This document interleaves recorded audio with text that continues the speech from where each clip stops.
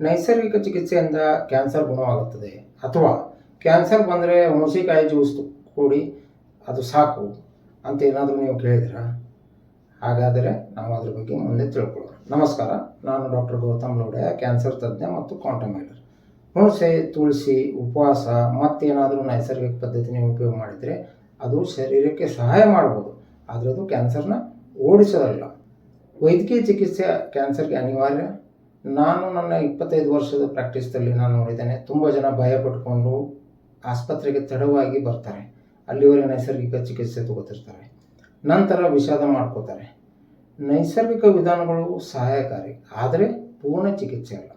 ವಿಜ್ಞಾನ ಮತ್ತು ನೈಸರ್ಗಿಕ ಜೀವನಶೈಲಿ ಎರಡೂ ಒಂದಾಗಿ ಕೆಲಸ ಮಾಡಿದಾಗ ನಾವು ಕ್ಯಾನ್ಸರ್ನ ಬೇಗ ಹೊಡೆದೋಡಿಸ್ಬೋದು.